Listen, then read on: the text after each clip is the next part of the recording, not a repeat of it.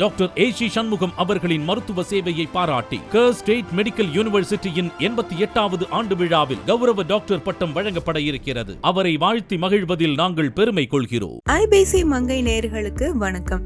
இன்னைக்கு வீடியோல நாம வசம்பு அப்படின்ற ஒரு மருத்துவ வேர் பத்தி தான் பார்க்க போறோம். இத பெயர் சொல்லாது அப்படின்னு சொல்லுவாங்க. இந்த வசம்பை எப்படியெல்லாம் பயன்படுத்தலாம்னு சித்த மருத்துவத்துல சொல்லியிருக்காங்க அப்படின்றத பார்க்கலாம் வாங்க.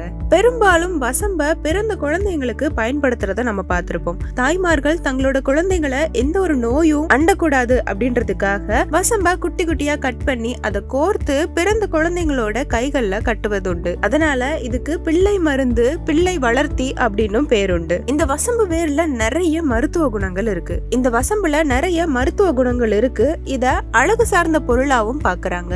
இந்த வசம்பை பயன்படுத்தி எப்படி கண்மை தயாரிக்கிறது அப்படின்றத முதல்ல பார்க்கலாம். ஒரு துண்டு வசம்பு வேற எடுத்து அது நல்லா கருப்பா மாறுற வரை ஃபர்ஸ்ட் எரிச்சுக்கோங்க. எரிச்சு அதுல இருந்து கிடைக்கக்கூடிய சாம்பலை தண்ணியில நல்லா மிக்ஸ் பண்ணி எடுத்தீங்கன்னா ஒரு பேஸ்ட் மாதிரி உங்களுக்கு கிடைக்கும். இந்த பேஸ்ட்டை நீங்க குழந்தைங்களுக்கு கண்மையா யூஸ் பண்ணலாம். அவங்களோட நெற்றிலையும் சரி, கண்ணங்கள்லயும் சரி, பாதங்கள்லயும் சரி இந்த மை வச்சு நீங்க பொட்டு வைக்கலாம். நான் முதல்லயே சொன்னேன் இல்லையா, இந்த வசம்புக்கு மருத்துவ குணங்கள் அதிகம் உண்டு அப்படின்னு. இந்த மை பயன்படுத்தி நீங்க குழந்தைங்களுக்கு பொட்டு வைக்கும் போது எந்த ஒரு தொற்றும் வராம பாதுகாக்குது.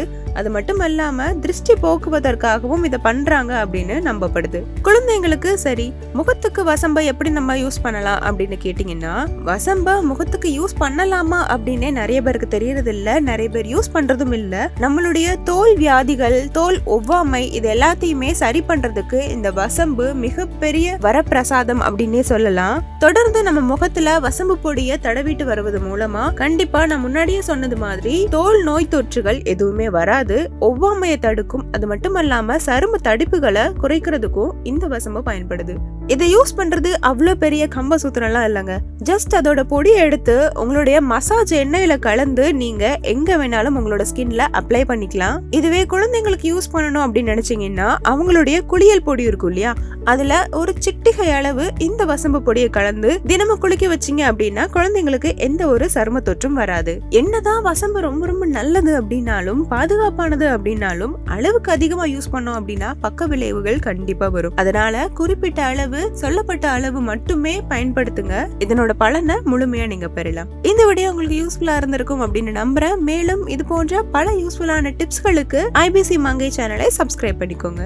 டாக்டர் ஏசி சண்முகம் அவர்களின் மருத்துவ சேவையை பாராட்டி கேர் ஸ்டேட் மெடிக்கல் யூனிவர்சிட்டியின் 88வது ஆண்டு விழாவில் கௌரவ டாக்டர் பட்டம் வழங்கப்பட இருக்கிறது. அவரை வாழ்த்தி மகிழ்வதில் நாங்கள் பெருமை கொள்கிறோம். அன்னைக்கு நாள் சரியா இல்ல அப்படின்னா ஒரு மியூசிக் போட்டுட்டு அப்படியே மூவ் பண்றது, டான்ஸ் பண்றது, that gives me peace.